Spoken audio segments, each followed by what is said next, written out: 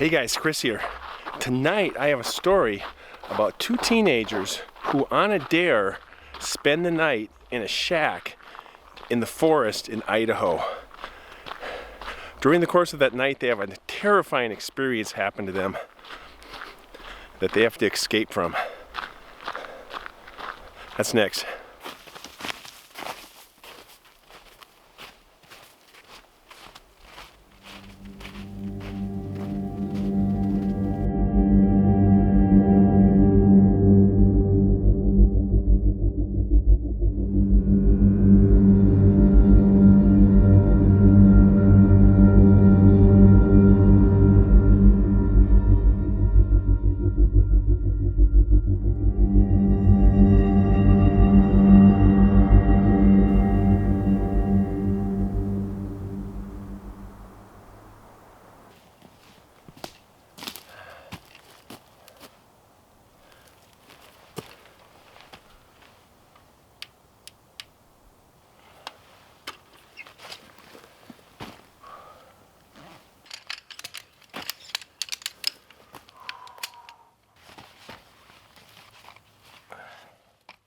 Okay, so tonight I am in the Plumas National Forest in Northern California, northern end of the Sierra Nevada range, and that's very appropriate because tonight I have a Sierra Nevada Celebration Fresh Hop IPA, just in time for the holidays. So we're going to be drinking that tonight with our story. Oh, and this looks really good. There we go. See if I make it not too sudsy here, but all right. That is really good. Celebration. So our story takes place in 1997 in a small remote town in kind of central Idaho called Featherville.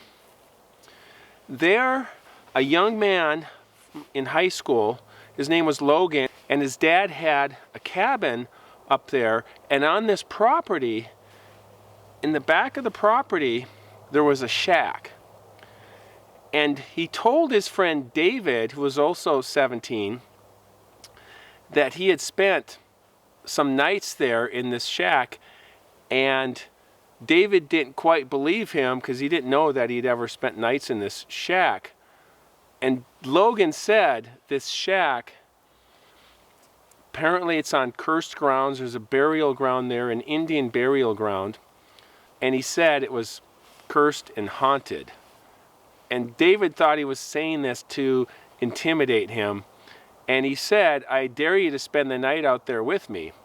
And David said, well, I camp and I know how to do that. I've been doing that for years. And so, yeah, I could do that. Let's do that. Let's spend the night in your shack here instead of the cabin.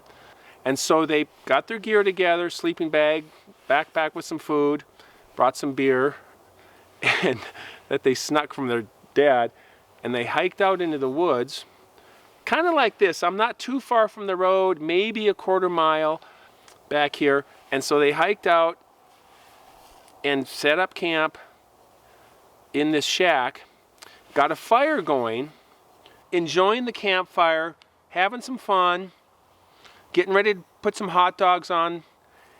And David looked across the campfire, and just out of the firelight, next to a large tree, kind of back behind it, he saw what he thought was two red eyes looking at him, staring right down at them. And he thought, is that an owl? Because it was pretty high up. So he assumed it was an owl on a branch looking at them. And then he thought maybe it's some other kind of bird, some kind of a hawk or something. Again, it was pretty high up. And then he thought maybe Logan's playing a trick on him because he's been talking about the burial grounds underneath the shack and that whole story. And then he looks over at Logan, and Logan looks totally frightened. And just then, these eyes launched over to the tree trunk, and whatever this thing was, climbed straight up the tree trunk. And they could hear the branches breaking and shaking as it went up this tree trunk, and pine needles coming down. And then David knew it was not a prank. And then they could hear really loud up in the tree, this loud monkey-like sound is how he described it. And then they heard other sounds in other trees, making this loud howling monkey echo sound. They were both totally startled by this. They could see from the moonlight the branches were shaking and waving back and forth. Pine needles were coming down in them. And they knew they needed to go in the shack. So they both got up, went inside the shack, and they realized there was no lock on this thing. That whatever these things were, they could easily get in the shack if they wanted to. Once inside the shack, Logan put his head down between his legs, and he had his hands on the side of his head, and he was talking to himself. He was totally freaked out. David was listening to this loud howling, and he didn't think of Sasquatch, and he thought for sure it was some kind of a rare primate out in the woods. And they could hear on the roof of the shack pine needles falling on the roof, while these animals are out hollering, hooting, just outside of the shack. And they could hear them up above and along the sides of the shack. And they were both really freaked out by this. But Logan was so freaked out, he was acting like a helpless victim with nothing he could do about the situation.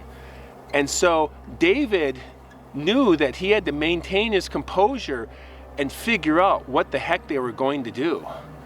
And this howling and hollering and hooting was all around them.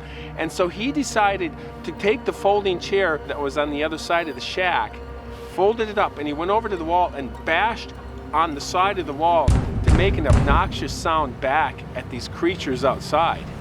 And they suddenly stopped. And Logan thought David had lost his mind. And David's like, dude, we got to come up with a plan here. We got to figure this out. David knew the creatures were still outside, and he knew they needed to leave. And so he said, Logan, we are going to get out of here. Because David thought, we are sitting ducks if we stay here like this. So he grabbed Logan by the arm and tried to pull him up, and he struggled because Logan didn't want to leave. He just wanted to sit on the floor and just ride it out or whatever. He had no real game plan. He was just freaked out. So he grabs him, he gets him up. They burst out of the shack. They ran past the campfire, which was still going, and David just went in the direction where he thought the trailer would be because it was totally different at night. And he realized Logan was just extra baggage at this point, just making things hard because David had to take care of him. He found the trail. Fortunately, there was enough moonlight and they could see the trail, so he got on it and they started running. And David just felt like any moment he's going to hear these creatures running through the forest or something. He didn't know what to expect, but he knew they could possibly just close in at any second. They were both running down the trail, and they could hear something running alongside of them in the forest to the right of them. David urged Logan to keep pace with him. Logan was sobbing at this point, having a hard time keeping up. And David was proving to himself that he could deal with crazy situations. He never thought he could do that before.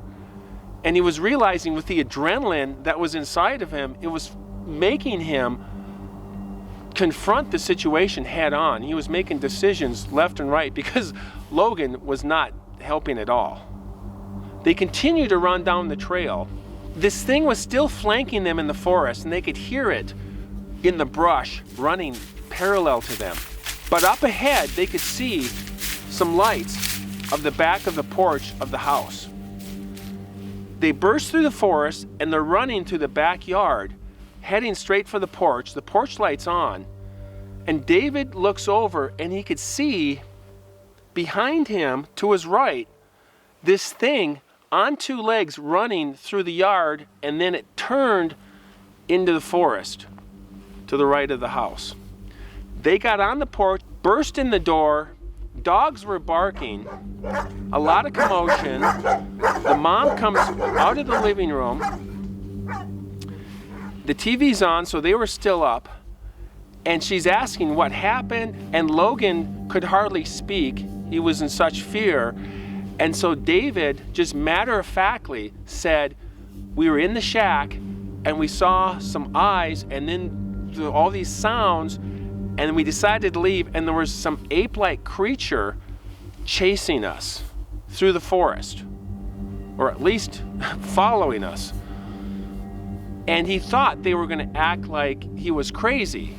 While David was talking, the mom was helping Logan take his shoes off, and that stuck in David's memory, that he was just so helpless. His mother was just taking care of him.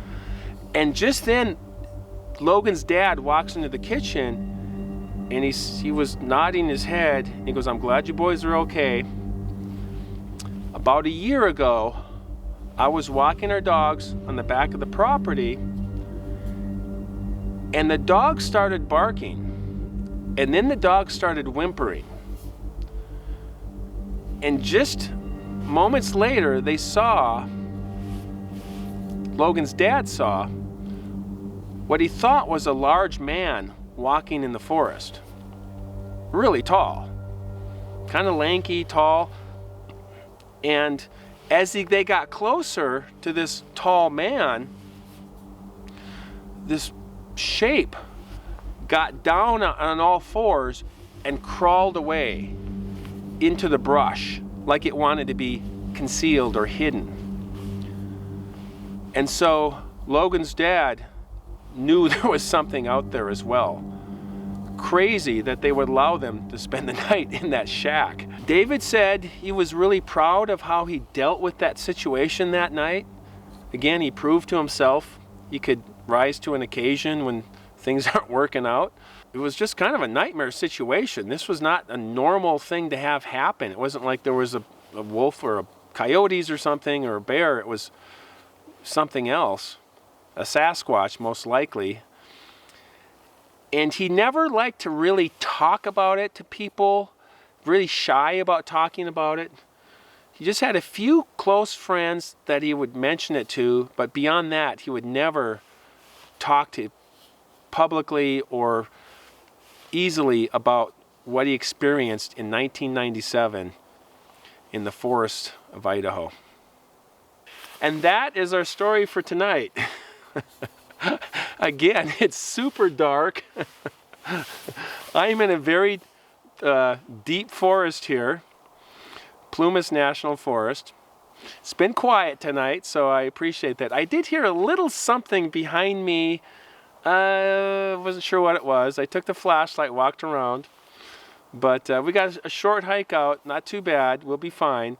But I appreciate you guys as always.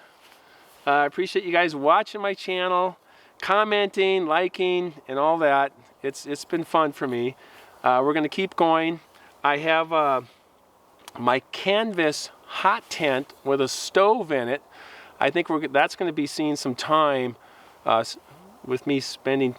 I'm going to be spending some time in that once it gets really cold. And then I got my pop-up camper, and I'm looking at other options so I can keep doing stories when it's snow on the ground and freezing and blowing and things like that. It's not going to be easy to be in the woods at night in a snowstorm. Thank you guys for watching. We will see you on the next one. As always, keep hiking.